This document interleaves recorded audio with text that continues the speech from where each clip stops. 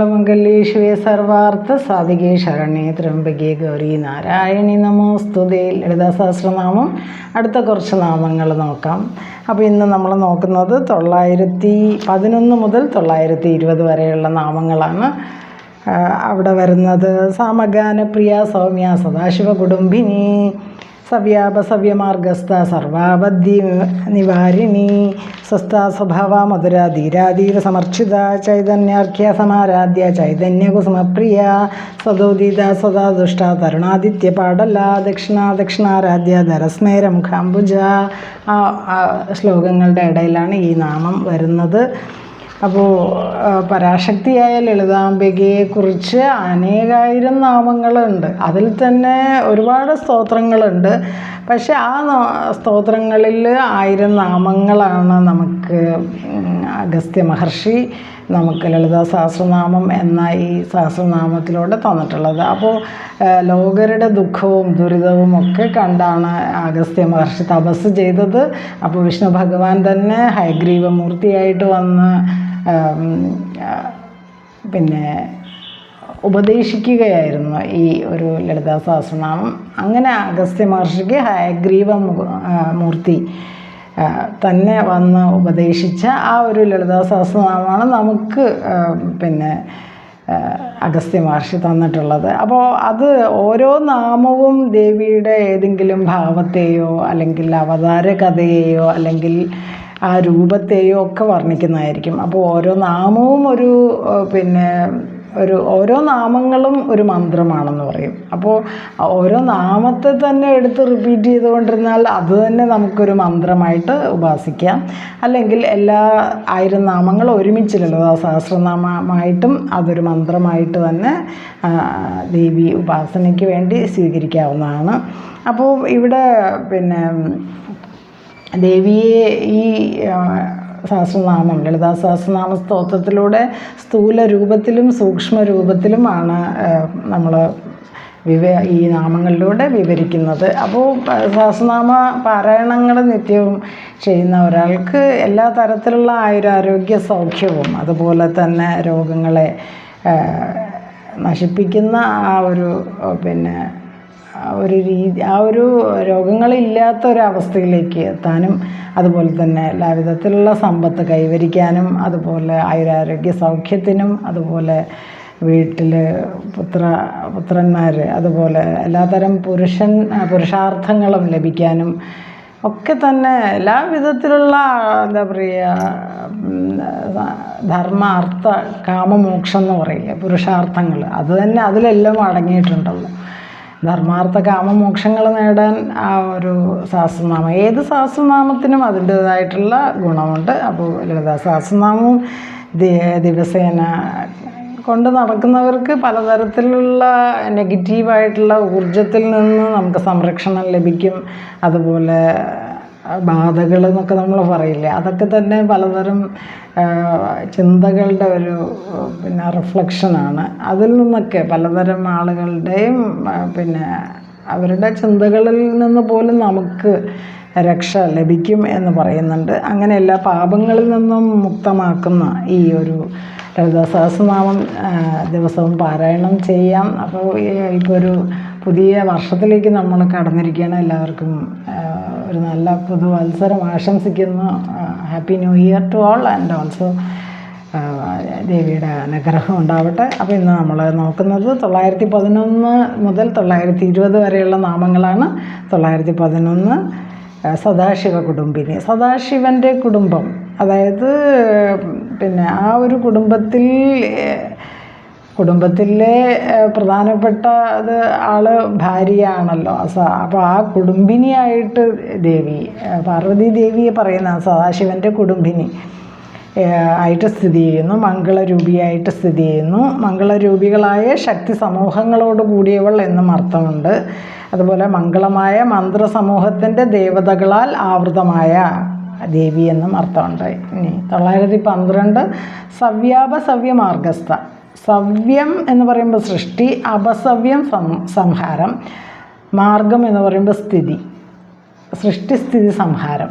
അതാണ് ഈ സവ്യമാർഗം. അതിൽ സ്ഥിതി ചെയ്യുന്നവൾ എന്ന് പറയുമ്പോൾ സൃഷ്ടിസ്ഥിതി ലയം, സൃഷ്ടിസ്ഥിതി സംഹാരകാരിണിയായിട്ട് ഇരിക്കുന്ന ദേവി എന്ന്, അല്ലെങ്കിൽ ആ മാർഗങ്ങളിൽ സ്ഥിതി ചെയ്യുന്നവൾ, സൃഷ്ടിസ്ഥിതി സംഹാര മാർഗങ്ങളിൽ സ്ഥിതി ചെയ്യുന്നു. അതാണ് സ്ത എന്ന് പറയുന്നത്.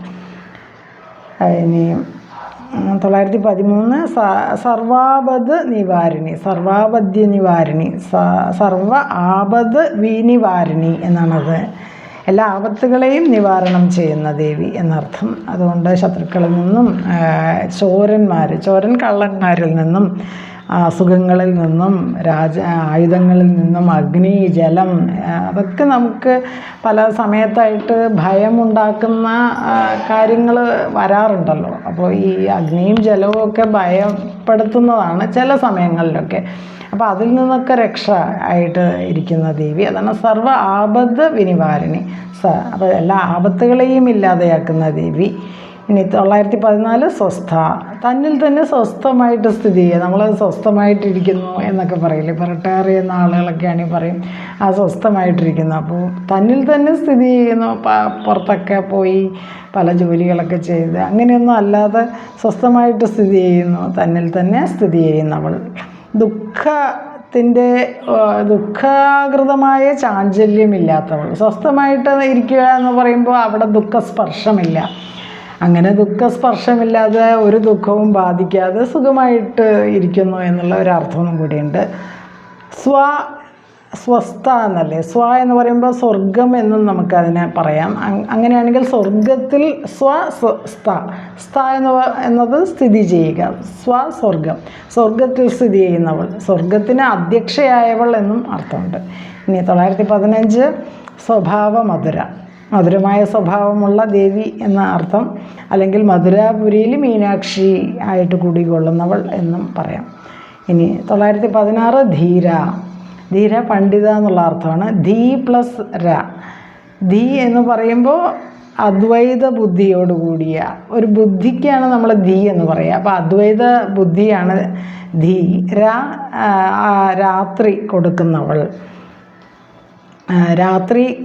എന്ന് പറയുമ്പോൾ രാത്രി എന്നുള്ള അർത്ഥം, അല്ലെങ്കിൽ കൊടുക്കുന്നവൾ. അപ്പോൾ അദ്വൈത ബുദ്ധി കൊടുക്കുന്നവൾ, അതാണ് ധീര. പണ്ഡിത, അദ്വൈത ഒന്നുമില്ലെങ്കിൽ പണ്ഡിത എന്നുള്ള അർത്ഥം, അല്ലെങ്കിൽ ധൈര്യമുള്ളവൾ ധീര, അല്ലെങ്കിൽ ധീയെ നൽകുന്നവൾ. ധീ എന്ന് പറയുമ്പോൾ ബുദ്ധി, നല്ല ബുദ്ധി, അദ്വൈത ബുദ്ധിയെ നൽകുന്നവൾ. അപ്പോൾ ഉപാസിക്കുന്നവർക്ക് അദ്വൈത ബുദ്ധിയും നൽകുന്ന ദേവി എന്നാണ് അതിൻ്റെ അർത്ഥം. ഇനി 917 ധീരസമർച്ചിത.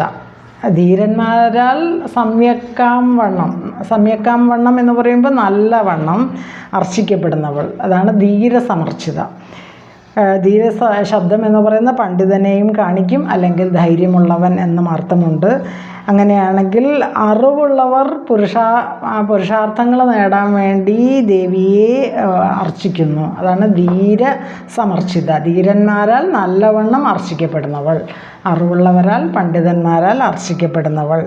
വിക്രമികളായിട്ടുള്ള ധീരന്മാർ, ഇപ്പോൾ വലിയ വീരശൂരന്മാരായിട്ടുള്ള യുദ്ധത്തിനൊക്കെ പോകുന്ന വിക്രമികളായിട്ടുള്ള ധീരന്മാർ വിക്രമചാതുര്യം, നല്ല അതിനുള്ള ഒരു ശക്തിയും സാമർഥ്യവും ലഭിക്കുന്നതിനും വേണ്ടിയും ദേവിയെ ആശ്രയിക്കുന്നു എന്ന് പറയുന്നുണ്ട്. 918 ചൈതന്യാർഘ്യ സമാരാധ്യ.